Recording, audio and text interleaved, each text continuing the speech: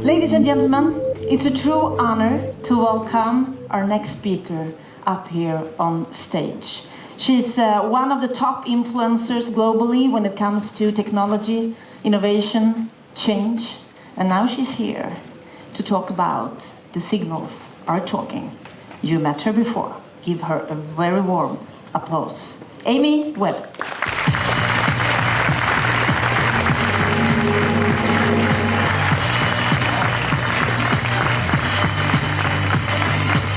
Welcome back. Thank you so much. The stage is yours. All right, and the audience also. All right, thank you. Hello again, everybody. So I saw you this morning. I guess 3 really quick things about me. I'm a quantitative futurist. I teach at the NYU Business School. I teach MBA students foresight. I started a company called the Future Today Institute. We've been around for 15 years. We advise very large companies like Chevron and Microsoft. We also do some work with the Department of Defense and some other organizations. I have a strange academic background.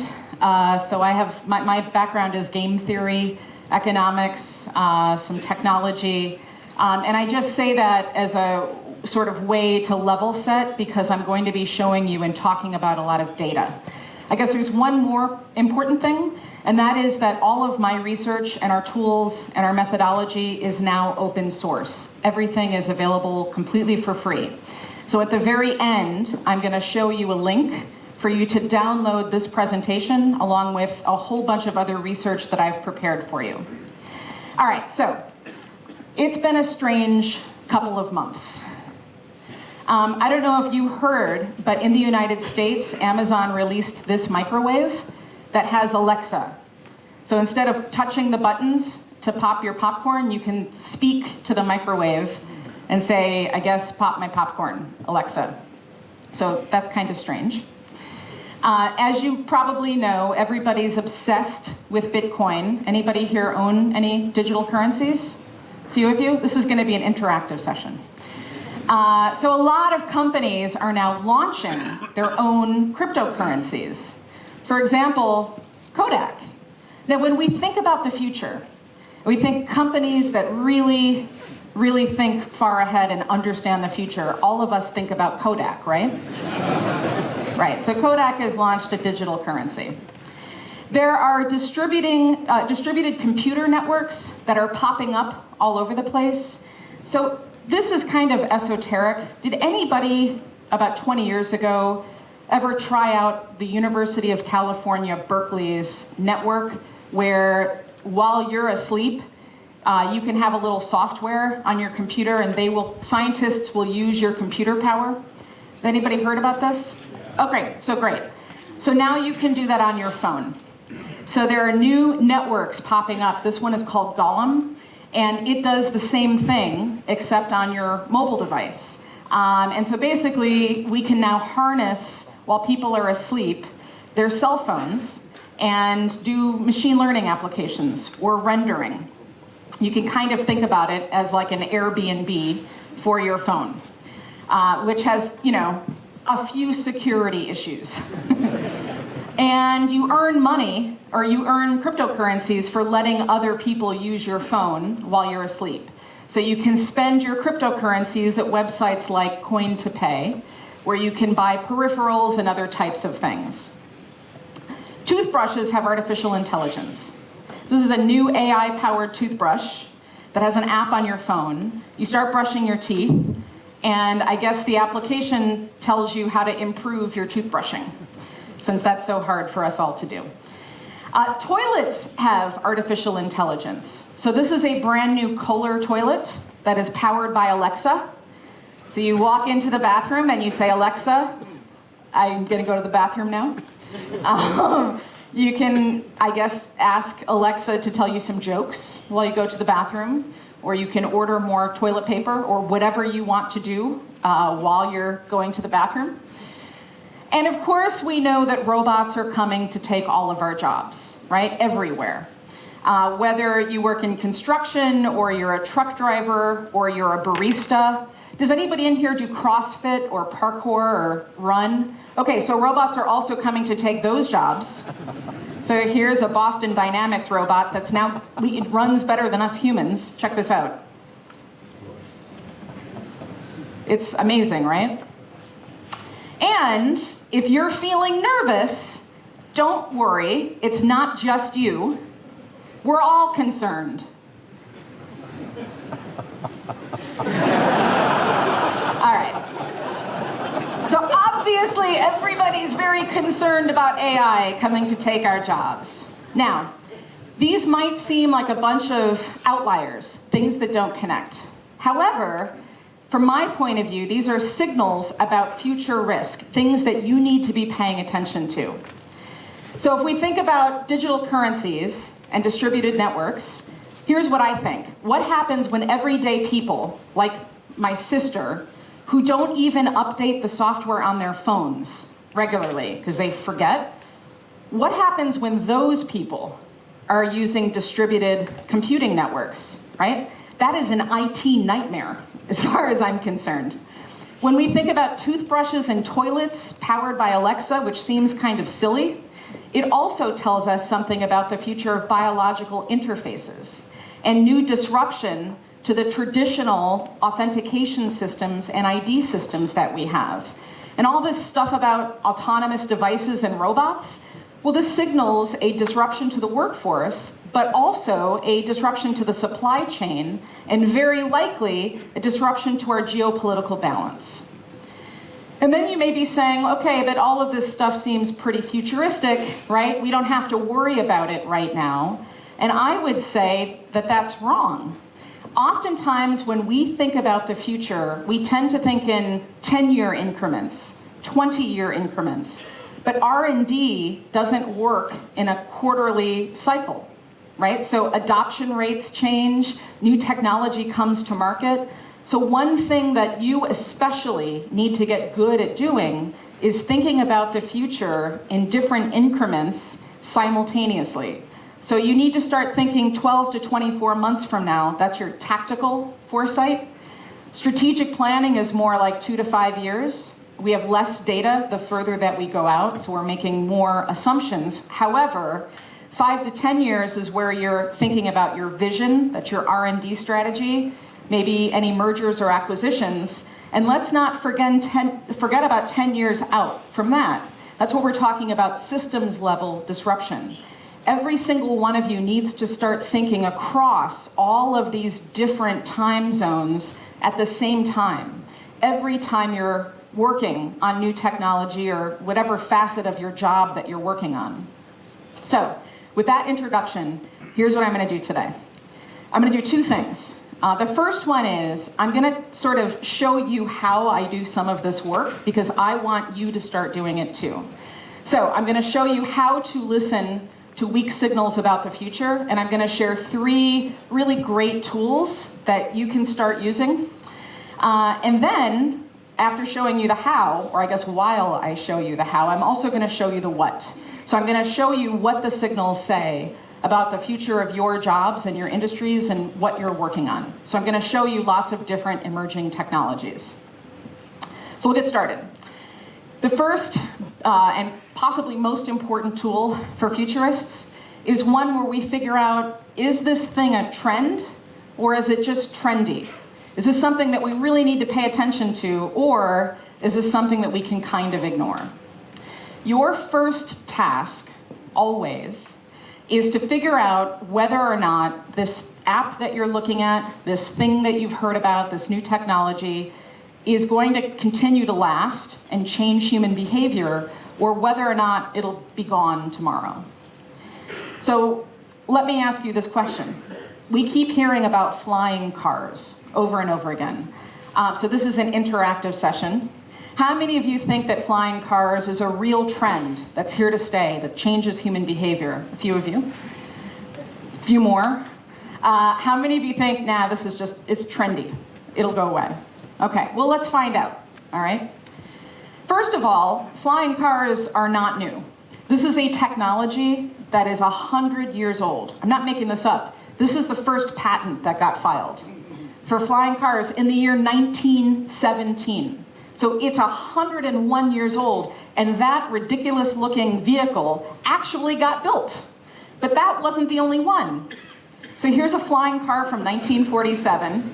These are real. This is not photoshopped. These are real, ridiculous cars that flew overhead. So that's 1947. 1966, you're gonna love. The next one I'm gonna show you is the ABBA of flying cars. 1973. I feel like if ABBA was a flying car, it would be that one. 2011. And just last month, it was revealed that Google is working on this flying car project, okay? Now, I think this is interesting. Why do we keep inventing the exact same technology over and over and over again? Why on earth, in the year 2018, are we still talking about cars that fly? I don't know if any of you have ever been to New York City. Has anybody been in a New York City cab before? Yeah, do we want that above our heads? Like, that is terrifying, right? So why are we so stuck on cars that fly? While we've been looking for flying cars and fixated on just flying cars, what are all the other signals that we've been missing? So in foresight, this is something that we call the innovation fallacy. And this happens to every company. It happens with the companies that I work with. It happens to your companies. This is when you misidentify a trend and you keep reinventing the same product or service over and over and over again, as though you're the first person that's had this idea, or you are solving some kind of brand new problem. And I know that you're all like, yeah, obviously, right? Except that we all do this, and we don't acknowledge that this is a cognitive bias. The problem is that cognitive biases, they create huge and sometimes very, very dangerous blind spots for companies. And that's because the real trend has actually never been flying cars. The flying cars are trendy, and they come back once a decade, and we start talking about them again. But the real trend has always been about automation. And I know that seems sort of like, yeah, no kidding, except that a tremendous number of companies have gone the direction of flying cars and have overlooked this far less interesting trend. And in fact, if you were to go back to the 1950s, there was an autonomous car that worked. This was built in the United States. It had radio control, and it drove around a track without a human. So we think that Tesla came up with this great idea of the self-driving car. It's a 70-year-old technology. The problem was we didn't have the right adjacent technologies to make it work. Automation is the thing, is the real trend that we ought to be paying attention to. So here's what I find interesting. Now, by the early 2020s, supposedly, we're going to be surrounded by fully autonomous self-driving cars, right? If you listen to the marketing departments of all of these different companies. And the truth is that that's not going to happen. We don't have the regulatory body in place. We don't have figured out yet, is it vehicle to vehicle or vehicle to infrastructure? So we have all of these other things we kind of have to figure out. But in the meantime, that's kind of a distraction, because you ought to be thinking about risk. Now, when we talk about risk and self-driving cars, most people, if you ask them that question, they tend to talk about jobs. And this is especially true in the United States, that Tesla is going to cause all of the manufacturing jobs to disappear. All right. Yes, some of the jobs will go away, but there's actually a bunch of other jobs that will go away that we haven't really thought through. So, for example, in the United States, we have 168,000 retail gas stations. So most of the self-driving cars coming to market are electric, which means that we're not going to need those anymore. But also, this means that the vendors who sell candy bars and soda in those stores, they're going to have a problem because we're not stopping as often to get petrol. The construction companies, the specialized construction companies that build these stations are going to be out of jobs, but also things like parking garages, because autonomous vehicles don't need to park in the same way that we currently do. So the companies that make those ticket machines, the companies that supply the paper for tickets. So it's important to have the conversation about jobs, but we have to think much, much more broadly. In the United States, we have the Highway Patrol. And they perform a lot of functions, but the number one thing that they do is sit on the side of the road and wait for you to speed by. And then they catch up with you and give you a ticket. Now, the tickets really are much more about collecting budget for local infrastructure and cities. So if we have self-driving cars, are the cars going to speed? No, right? It's hard to break the rules. It's hard to get a self-driving car to break the rules, which means that we don't really need the highway patrol anymore. And if you start thinking that through, that causes risk to the equipment manufacturers, the people who make the radar guns, for example, but also in the United States to traffic court. We may not need lawyers, or as many of them, to go with us to traffic court to fight the ticket. And if all of that starts happening, that has a huge impact on our city budgets, which means that because of autonomous cars, in the very near future, we wind up with less money for schools. So these are some risk factors that you sort of have to think through to completion. But that's the stuff that should be obvious. Here's the things that you may not be thinking about. So you should have some questions about IT risk. For example, extreme weather. So as it turns out, in the United States, we have all of these wildfires happening in California. We have horrific flooding happening in Texas, and Tesla does not handle well in extreme weather circumstances. The reason has to do with machine learning. The system that runs the autopilot has been trained on historic data, stuff that's already happened.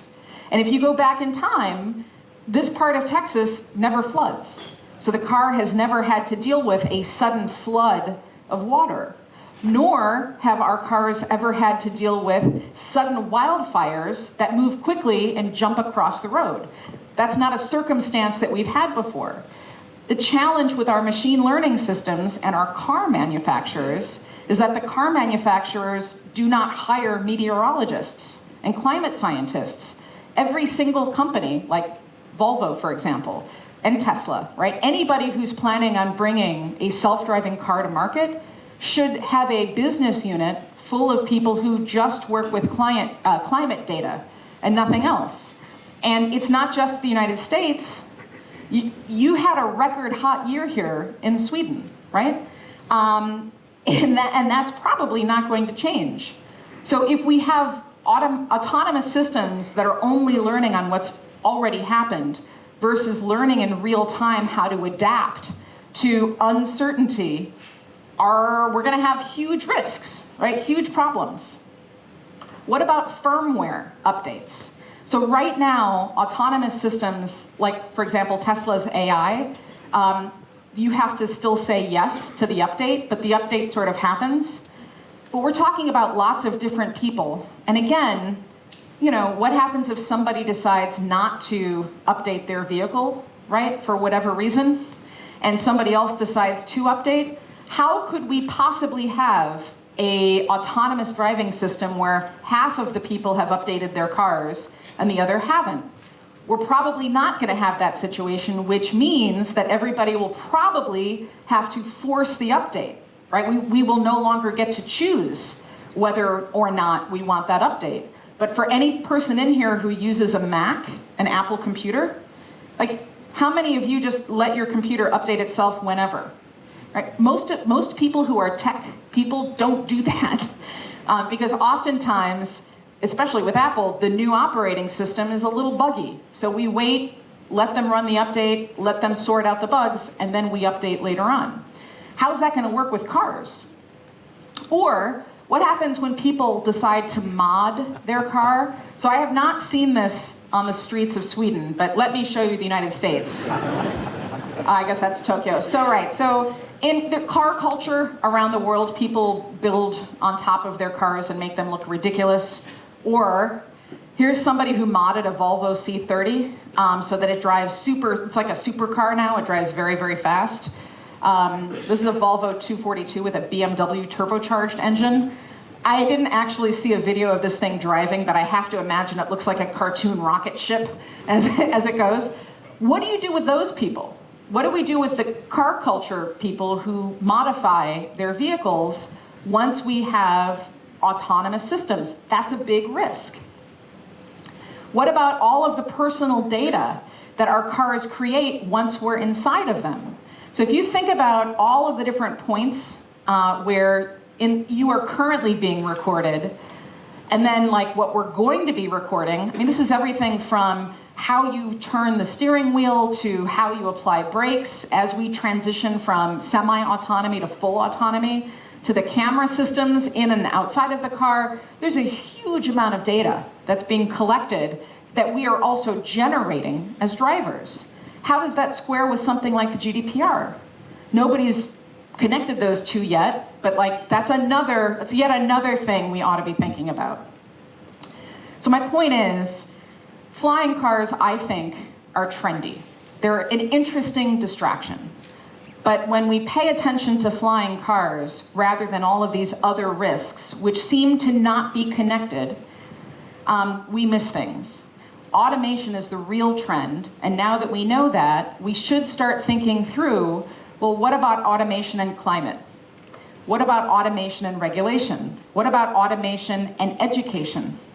Right? We can start thinking about the future of automation using all these different vantage points, which leads us to lots of possible risk that we haven't thought through before. And if we do it now, it gives us an opportunity to change those risks into opportunities, ways for us to make positive change. So, you gotta focus on real trends, not what's trendy. The second of the tools has to do with intentionally looking for outliers. Now, if you're somebody who works with data, statistical outliers you tend to sort of put aside. In my field, outliers are important. So let's talk about everybody's favorite phone, the BlackBerry. So this phone was so popular, at some point it had 98% global market share. That is crazy. That means most of the planet who were using smartphones were using that phone. We loved that phone so much that we gave it a nickname. Do you happen to remember what that nickname is? Did it make it over here? Crackberry, yeah. In the United States, we called this a crackberry. Crack like the drugs. We named this phone after drugs, we loved it so much. Now, while BlackBerry was the #1 market leader, there were a bunch of other things happening, a bunch of other signals that seemed like outliers that BlackBerry chose to ignore. So there were haptic screens. So these are screens where you touch and you get a sensation back. But a lot of the mobile carriers and device makers said that's just for people who play video games. When would we ever use that on a phone? YouTube was in the process of launching. And when somebody suggested, maybe someday we'll watch these videos, people will create videos with their phones and share that on their phones. Again, most people in the mobile space said, forget it. These phones are for work, right? They're for email and for calendars. MP3s. So some of you might remember Napster and LimeWire. I do. I use them a lot. So a lot of people said that MP3s will be illegal. So we will only ever use CDs to listen to music or mini disc players. We will never have MP3s on a device that we carry around. In Japan at the same time, they had new phones out that had antennas, and people were watching television. Like they were crazy looking phones, but it was yet another signal that our behaviors were changing. We would start using phones not just for email, but also for entertainment and for personal uses. And Facebook had launched, and a bunch of people thought Facebook was just for kids, it was silly, it was dumb. But Facebook was also early on thinking about mobile, about portability. So Facebook missed all of this, but guess who else did? Right? So they weren't the only ones. So the problem is, and it's especially true when you are one of the most successful companies in the entire world, it's really hard to widen your view and to accept that something that seems like a meaningless outlier could actually cause a huge disruption and have a massive impact on your company in just a few short years.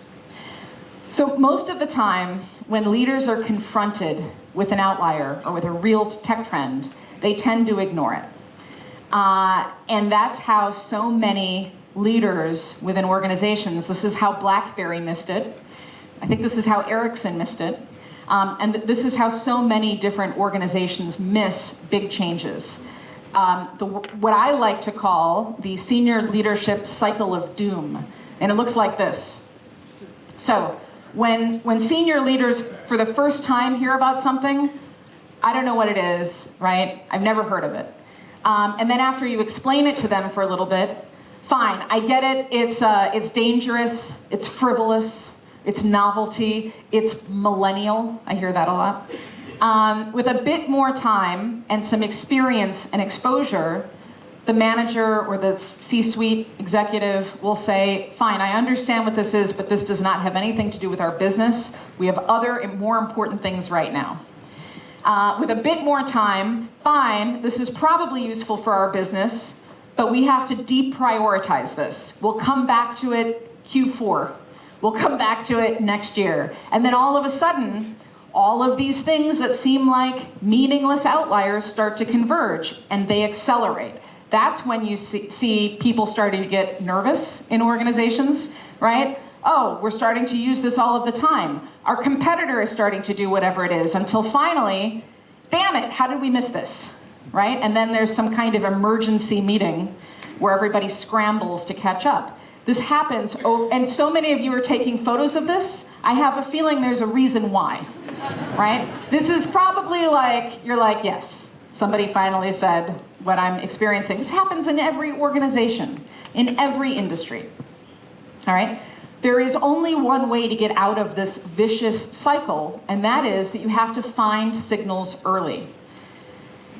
So here's a signal for you. This is the beginning of the end of smartphones.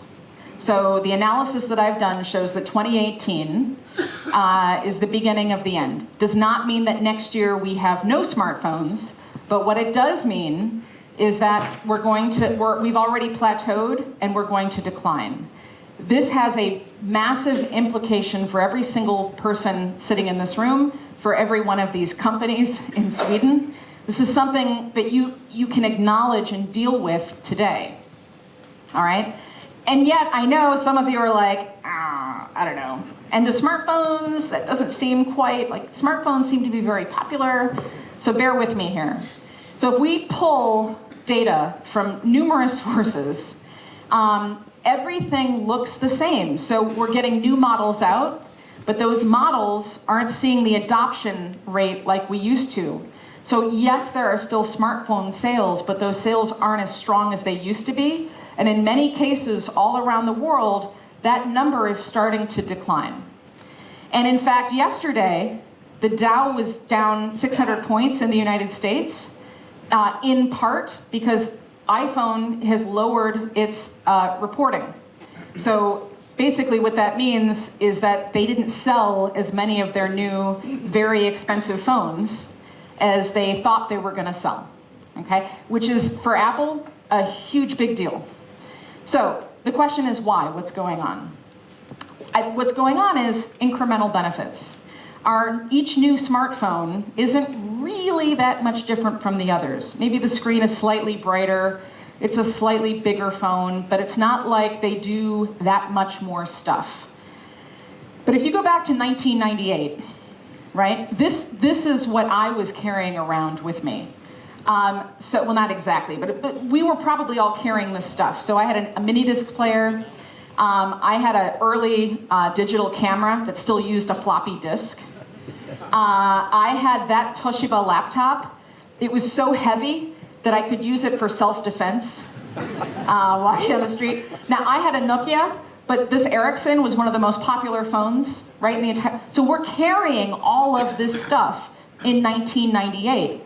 10 years later, even BlackBerry didn't see the iPhone coming. And again, if you had gone back and looked at all those signals, I didn't know that Apple was launching this particular phone. I absolutely knew that some phone was coming to market that had the haptic screen, that allowed us to watch video, that made phone calls but wasn't just intended for work. And in 2008, that phone launched, and it was buggy. It wasn't a perfect phone when it first came to market, but look at where we are 10 years later. It's been 20 years, and literally, this is my Galaxy S9, and that phone has powerful machine learning tools that can render images and videos, right? I can do pretty advanced computing stuff on this phone, this tiny little powerful computer that does what all of that stuff that I used to carry around, did.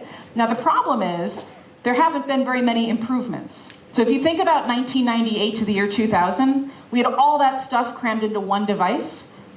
But between the year 2008 and 2018, increased compute power, much nicer screen, but not a lot of crazy new functionality. Now, you could argue that just last week, Samsung announced its foldable phone. Did you hear about this? So Samsung was on stage, and you could barely see it. The person who was giving the presentation really quickly sort of opened it up and closed it and put it back in his pocket. But we've been hearing about foldable screens for a while. Huawei is another foldable screen entrant to the market. And foldable screens are pretty cool, and from a technical point of view, that's really hard to do, to have the pixels line up. But I would ask you, how much of an improvement is a foldable screen, right? Based on where we are right now. So what are we buying instead? Because we're still spending money. All this stuff.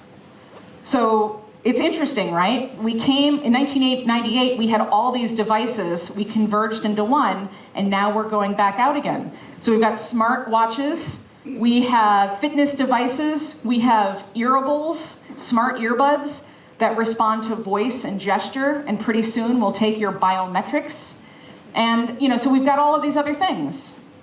So if the signal is 2018 is the beginning of the end of smartphones, then what does that signal tell us about your future? Well, here's what I think it is. I think our future, the thing that replaces smartphones, is smart glasses. Now, before everybody's like, we've heard this story before, let me show you a few things that are coming. So I realize these are ridiculous looking glasses. Does anybody recognize what this is? Shout it out. That's right, these are Magic Leap. Magic Leap are not augmented reality, they're not virtual reality, they're mixed reality. And they're an example of the next frontier of information sharing. So basically, what they do is they turn everything into a computing environment, including you. This is my home office, and that's a little pink dinosaur that I put on my desk. And the dinosaur, what's interesting, just like I cannot walk through my computer, the dinosaur respects physical boundaries. Now that doesn't, again, this is like, that's new, right? If we're on that big cycle again, you're like, okay, fine. That's new, that's novel, I don't get what this means for my business. But let me show you this game. So you see those outlines of people?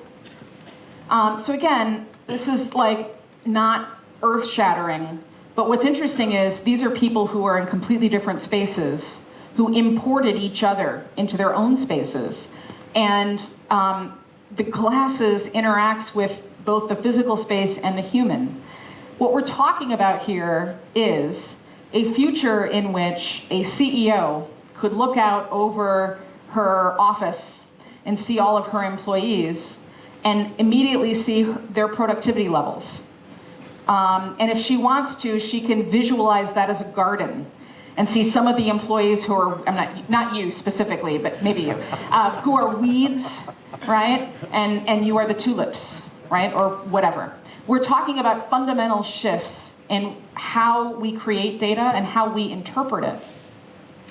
And I'm sure some of you have vivid memories of the failure of Google Glass, because it did fail. But I would urge you to just keep in mind that oftentimes fundamentally different technologies go through a few iterations first. So we went through Friendster and then MySpace before Facebook took off, right? So again, this is a game-changing technology, and it should cause you to not only say, this is pretty interesting, but also, what does this mean about IT and risk? So my question would be, how does spatial computing relate to customer data and to privacy? If we all had smart, and those ridiculous looking glasses in about 10 years are gonna look like these glasses. So we're not gonna be walking around like steampunk. We're gonna have normal looking glasses on, but you know, if we all had those glasses on right here, does the wall of this conference room have rights? Do we have to check in with somebody before we start using all of the data? Sweden does not have a Department of Data, as far as I know. So who gets ownership?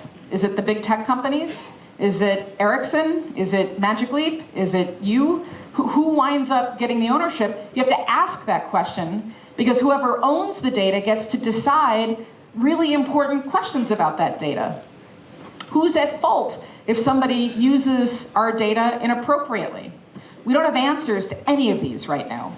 And what I showed you already exists. Let me show you what's coming. This is Micah. Micah is a fully rendered digital AI. So she is an AI agent that you can see when you're wearing Magic Leap. And she responds to you. So this is like Alexa or Siri in human form. And what she's doing right now is responding to somebody's gestures. So just like in the real world, if you smile at somebody, they'll oftentimes smile back, right? If you sneeze, they'll kind of move. You know, this is her frowning, and she looks maybe a little bit like a computer right now, but this is just a prototype. This is where we go from here. So my question is, how might society change when we have hyper-realistic avatars who learn from us in real time? What happens to the job market when humanoid AIs are capable of doing all kinds of lower-level, white-collar work, and it no longer bothers us because the AI seems very human? Outliers may not be statistically relevant, but they're super relevant within the context of the future. Connections between outliers are very, very important because they tell us something about future risk. So now that you know what's coming, you can break the cycle of doom.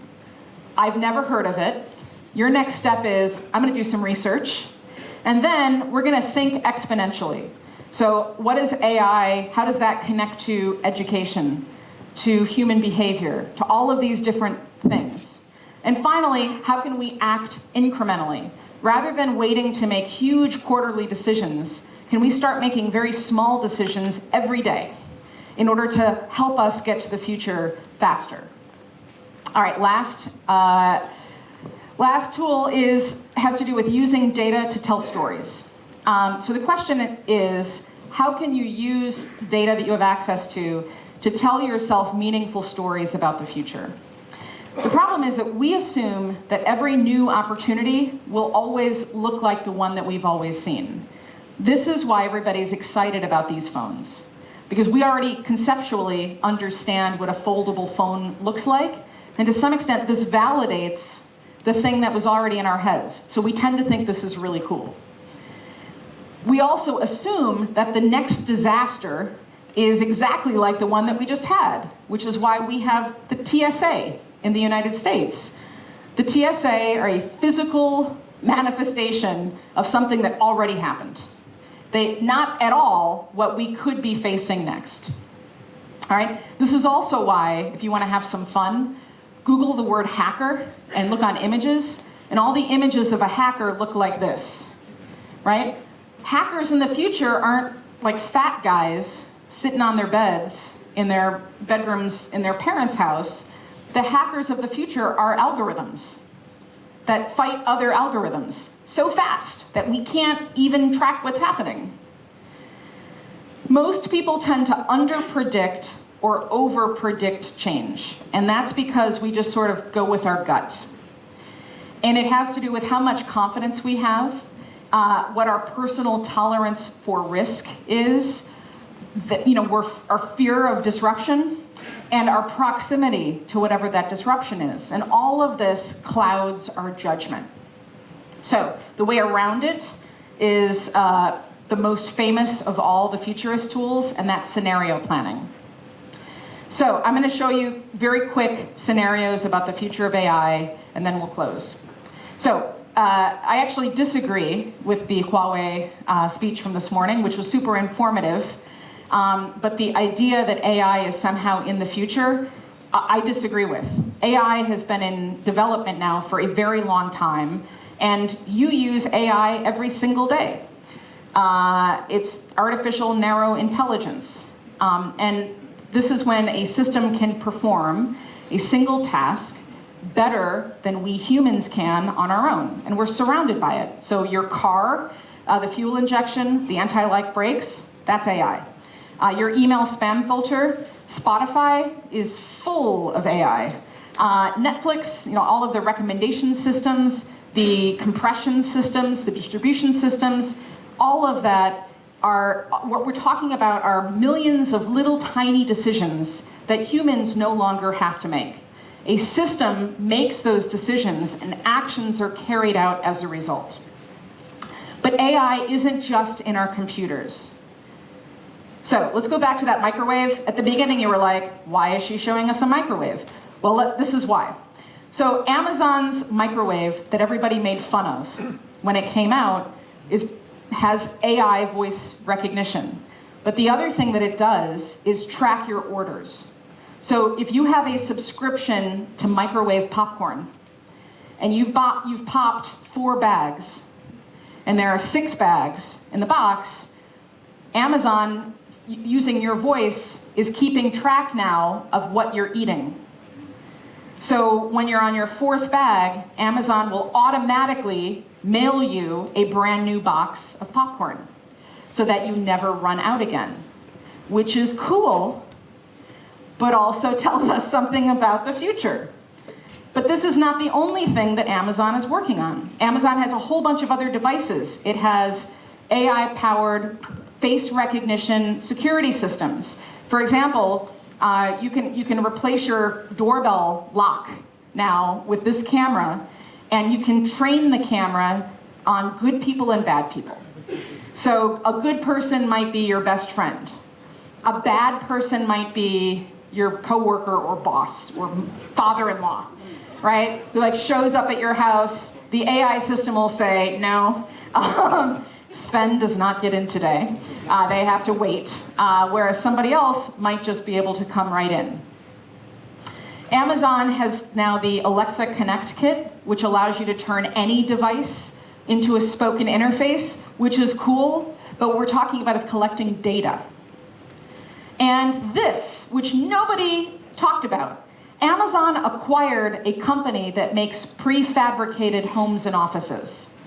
So this is really, why would Amazon want a company that makes prefab homes and offices? Well, if you stop and think about sensors and sensor technology, right? This is mind-blowing to me. Because I think it tells us something about the future of home automation and smart homes. We always think about smart homes in the future looking like this. But I don't think that's what the smart home of the future looks like. I think it looks more like this. This is a beautiful IKEA kitchen. And what I'm talking about is this exact same beautiful IKEA kitchen where every single surface is a sensor, right? And so your hood on your oven, the stove, the sink, the counter spaces, the chairs, all of these things have sensors that collect data in real time and make decisions for the people who live in that house. It's not just Amazon. Apple, Google, Amazon are all working on systems just like this, which means I think this ties in the big nine stuff from this morning, that we're talking about in the very near future, you will be living in an Amazon home, a Google home, or an Apple home. We'll all be in that situation. You'll maybe live in a Google Kia home, where all the furniture comes from IKEA, but the home's operating system is Google. Where you're surrounded by sensors and your entire house is one enormous computing environment, which means that your home will continuously mine and refine your data to make sure you never run out of popcorn or you never run out of razors, but it also means that you will probably never buy them from your local store ever again. So that brings us to the big nine and to the end. So when we think about the future of AI, we tend to think about universities or small researchers. This is it. These are the big nine companies that control the future of AI. And every other big company, like Uber, that is also working on AI, plugs into one of these. They are building the architecture, the infrastructure, the silicon, the custom silicon chips. It's 3 in China, 6 in the United States. The BAT in China, Baidu, Alibaba, and Tencent. And in the United States, Amazon, Google, Microsoft, Apple, Facebook, and IBM. The US arm of the big nine have a combined market cap of $4.3 trillion, which in effect means that these companies now are able to negotiate with other countries as though they themselves are nation states. We're already seeing both Google and Amazon skirt around the US government to negotiate deals. We're supposedly in a big trade war with China. Google and Apple have been making their own deals with China outside of the US government. But I'm not concerned about our part of the big nine as much as I am China. China has the preponderance of patents. They're doing the most work. They also have the worst privacy and data laws, which means they have the most people to do experimentation on. Xi Jinping and the CCP have made AI part of their future. It ties into things like the Belt and Road Initiative, all of their big, huge 5-year plans and big strategies. So, what does all of that mean? That means that in 15 years from now, the world could look quite different. So here's a couple of risk and opportunity scenarios. Here's the optimistic framing. All things go well. It's the year 2033. We are living in beautiful Google IKEA homes. They are full of sensors, but they are interoperable across platforms. So Google, Amazon, and Apple are transparent. They tell us how all of our data are being collected. Data integrity it's a huge priority, and we feel comfortable and safe, and we're pretty much happy. So that's good. But I don't think that's what's going to happen. Here's the pragmatic framing. We are all living in Google, Amazon, or Apple homes, which means that we also have to subscribe to all their products and services. Yes, we have access to buy things, but we have a lot less choice. It's really annoying to visit your child's house or your parents' house if they're on a different system. If you're a Google family and your parents are Apple families, you're not interoperable with that house when you're inside of it. I think this negatively impacts housing prices, wage growth, GDP across the board, all over the world. And now our catastrophic framing. Your smart home makes decisions that you wouldn't. You cannot unplug yourself from the system. The microwave might decide you should be on a diet, so you don't get to have the popcorn, right? It won't pop it for you. Your smart home feels a lot more like a smart prison. And we haven't even talked about China. I think we are looking at some plausible Chinese IT hacks in the very near future once our homes are more automated. They could make our AIs really slow. While we were all asleep last night, Google suffered a big attack, what looked like a DDoS attack. And they are not public yet about what happened, but a lot of security analysts think that China rerouted Google's traffic through China to intentionally slow it down. And for a couple hours last night, If you use the C-suite of Google, it wasn't working well. Make our AIs really slow. We could get locked out of our cars. You could get locked out of your Volvo. Sweden could get locked out of the 68 pilot countries where China has its AI Belt and Road initiative. I'm worried that the United States is going to have the same issue. They could prevent, somebody could offend somebody, and H&M could be prevented from doing international business in places where China has its Belt and Road initiative. And we could wind up with a new world order, one in which the CCP is sort of de facto in charge because they control the AI and the data. So that's a horrible ending. I am now going to formally end, but let me tell you that the future hasn't been written. It's up to you. So how do you write your own story? You have to start thinking much more like a futurist. So here's what you do. I have curated a folder for you. It's about 30 days worth of reading. This URL is all lowercase. It's got this presentation. It has tools. I put a bunch of readings in there. Some of it's technical, some of it's not. I will let you take a couple more pictures. We're done. So we're done. Yeah. Thank you so much. Yeah, timer went out, so I don't know how much I went over. I'm assuming it was bad.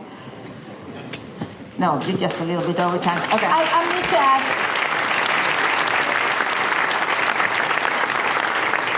one question for you, because like you said, the future isn't written yet. The future is exciting, it's challenging, so many things happening so fast. And to be sure that we really live in the front line with our company, our businesses, how do we deal with the importance of speed? Sure. And compared to the importance of risk?